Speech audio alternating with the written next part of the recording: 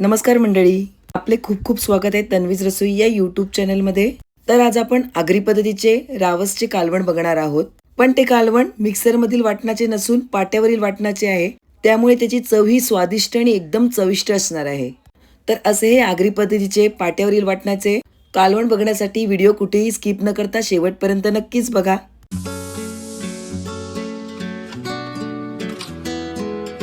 तर मी सुरुवातीला मस्तपैकी बाजारातून फ्रेश असा रावस आणलेला आहे.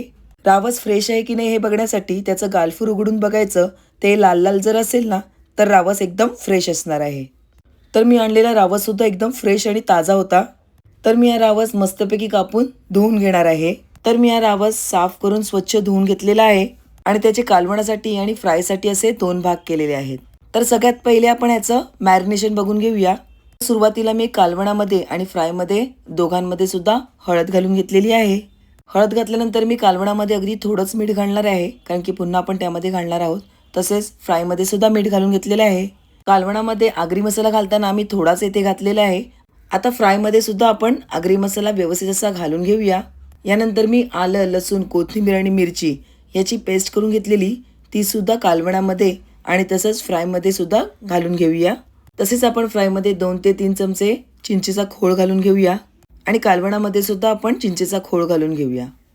मी चिंच अगोदरच भिजत घातलेली. चिंच अगोदर भिजत घातल्यामुळे चिंचेचा खोळ करायला वेळ लागत नाही आणि लगेच चिंचेचा खोळ तयार होतो. तर आता आपण कालवणातली आणि तसेच फ्राय रावसचे पीस व्यवस्थित असे मिक्स करून घेऊया. त्यामुळे आपण जे काही सर्व इन्ग्रेडियंट ह्यामध्ये घातलेले आहेत ते सगळ्या मच्छीला म्हणजेच रावसला सगळीकडे व्यवस्थित लागून जातील. कालवणातली सर्व मच्छी मॅरिनेट केल्यानंतर आपण फ्राय मच्छी सुद्धा व्यवस्थित अशी मॅरिनेट करून घेऊया. म्हणजेच आपण ही सगळी मच्छी मिक्स केल्यानंतर एक 15 ते 20 मिनटं मॅरिनेशनसाठी तसंच ठेवून द्यायचं आहे. तर 15 ते 20 मिनटं होईपर्यंत आपण आपल्या वाटणाची तयारी करून घेऊया. तर या ठिकाणी आपण पाट्यावरचेच वाटण करणार आहोत. त्यासाठी मी अर्धी वाटी एवढं सुकं खोबरं खिसून घेतलेलं आहे. तसेच कोथिंबीर, आलं आणि मिरची घेतलेली आहे. तर सगळ्यात पहिले आपल्याला जे सुकं खोबरं आपण किसून घेतलेलं आहे ते गुलाबीसर रंग येईपर्यंत भाजून घ्यायचं आहे. तर हे सुकं खोबरं आपण गुलाबीसर रंग येईपर्यंत छान असं भाजून घेऊया.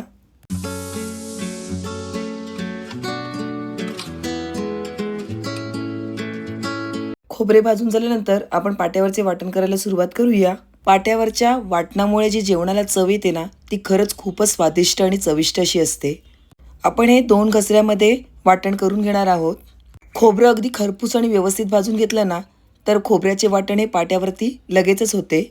फक्त आपल्याला घसरा देताना थोडासा जोर द्यायचा आहे आणि दाबून आपल्याला वरवंटा पुढे न्यायचा आहे. जेवढं आपण व्यवस्थित त्याला प्रेशर देऊ ना त्याप्रमाणे आपले वाटणसुद्धा बारीक असं छान होणार आहे. तर यामध्ये आपण कोथिंबीर, मिरची, आलं आणि खोबरं या गोष्टी घेतलेल्या आहेत आणि त्या घसऱ्यामुळे अगदी व्यवस्थित अशा बारीक होत आहेत. पहिले आपण पहिल्याच वेळेचं सर्व वाटण आहे ते व्यवस्थित पाट्यावर करून घेऊया. खोबरं अगदी व्यवस्थित भाजल्यामुळे ते बारीक व्हायला काहीही प्रॉब्लेम होत नाही आहे आणि लगेचच वाटण हे बारीक होत आहे. इथे आपलं पहिल्या फेरेचं सर्व वाटण हे झालेलं आहे. आता हेच वाटण आपल्याला पुन्हा पाटी घ्यायचं आहे आणि पुन्हा त्याचा एक बारीक घसरा करून घ्यायचा आहे. म्हणजेच बारीक असं वाटून घ्यायचं आहे. पण त्याआधी आपण सगळं वाटण व्यवस्थित असं एकत्रित करून घेऊया. म्हणजे त्यातलं सगळं जे बॅटर आहे ते एकमेकांमध्ये व्यवस्थित असं मिक्स होईल आणि आपलं दुसऱ्या वेळेचं वाटण हे व्यवस्थित असं बारीक होईल. पहिल्याच फेऱ्यामध्ये बऱ्यापैकी असं बारीक वाटण झालेलं त्याच्यामुळे दुसऱ्या फेऱ्यातले वाटणसुद्धा पटकन असं बारीक झालेलं आहे. तसंच यामध्ये पाणी घ्यायची सुद्धा गरज लागलेली नाही आहे. पाणी न घेता सुद्धा हे वाटण छान असं बारीक झालेलं आहे. झालेलं वाटण आपण एका प्लेटमध्ये काढून घेऊया. तसेच वाटण संपूर्णपणे काढून घेतल्यानंतर पाट्यावर थोडं पाणी घ्यायचं आहे आणि ते सुद्धा या वाटणामध्ये काढून घ्यायचं आहे. तो भाग यामधून स्किप झालेला आहे. आता गॅसवर पातेलं ठेवायचं आहे, त्यामध्ये तेल घालून घ्यायचं आहे आणि तेल व्यवस्थित गरम झाल्यानंतर यामध्ये 5 ते 6 लसणाच्या पाकळ्या ठेचून घ्यायच्या आहेत, कारण ऑलरेडी आपण यामध्ये आलं लसणाची पेस्ट घातलेली. आणि तसंच हिंग आणि हळद घालून घ्यायची आहे आणि हळदीचा वास मोडेपर्यंत छान असं तेलामध्ये परतवून घ्यायचं आहे.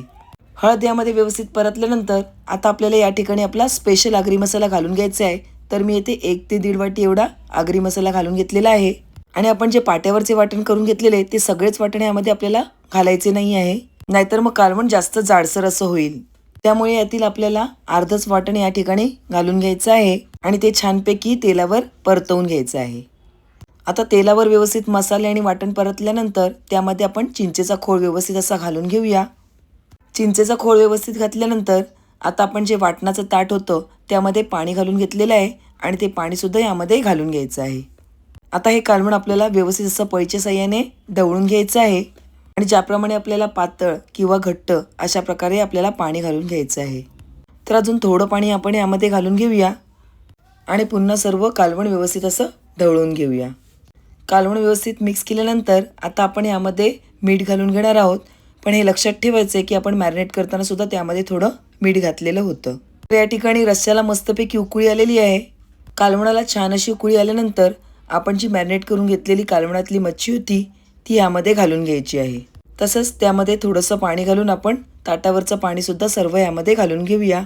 कालवणाला नेहमी आहे ना उकळी आल्यानंतरच त्यामध्ये मच्छी घालून घ्यायची. त्यामुळे काय होतं, मच्छी ही तुटली जात नाही आणि व्यवस्थित अशी शिजली जाते. आता आपल्याला यावर झाकण ठेवून घ्यायचं आहे आणि आपला फिश व्यवस्थित असं शिजवून घ्यायचं आहे. तर इथे मस्तपैकी आपल्या कालवणाला उकळी आलेली आहे आणि आपले फिशसुद्धा मस्तपैकी शिजले गेले आहेत. 4 ते 5 मिनिटानंतर छान अशी उकळी आल्यानंतर आपण यावर बारीक चिरलेली कोथिंबीर घालून घेणार आहोत. मच्छीचं कालवण व्हायला हे अजिबात वेळ लागत नाही. चिकन व्हायला ज्याप्रमाणे वेळ होतो त्याप्रमाणे मच्छी शिजायला अजिबात वेळ लागत नाही. तर येथे आपले परफेक्ट असे आगरी पद्धतीचे रावसचे कालवण तयार झालेले आहे. तर आता कालवण होता होताच मी बाजूला फ्रायसुद्धा घालून घेतलेली. गॅसवर मी पॅन ठेवून घेतलेला आणि त्यामध्ये 5 ते 6 चमचे एवढं तेल घालून घेतलेले आहे. तेल व्यवस्थित असं तापल्यानंतर आपल्याला त्यामध्ये लसूण घालून घ्यायचं आहे आणि व्यवस्थित असं फ्राय करून घ्यायचं आहे. फ्रायमध्ये लसणाचा फ्लेवर खूप छान येतो, त्यामुळे लसूण घालून घेतलेला आहे. आता आपण ज्या मॅरिनेट करून घेतलेल्या रावसच्या तुकड्या आहेत त्यासुद्धा यामध्ये घालून घेऊया. तसेच तुम्ही जर आपल्या या चॅनलवर नवीन असाल तर आपल्या या चॅनलला म्हणजेच तन्वीज रसोई या यूट्यूब चॅनलला लाईक, शेअर आणि सबस्क्राईब करायला अजिबात विसरू नका. तसेच बाजूला असलेल्या बेल आयकॉनवर प्रेस करायला विसरू नका. म्हणजे जेव्हा जेव्हा मी काही नवीन पदार्थ बनवेल त्याचे सगळ्यात पहिले नोटिफिकेशन तुम्हाला येईल. 2 ते 3 मिनिटांनंतर आपण मच्छी व्यवस्थित अशी पलटून घेतलेली आहे. आता पुन्हा दुसरी साईडसुद्धा व्यवस्थित फ्राय झाल्यानंतर आपल्याला हे पलटून घ्यायची आहे.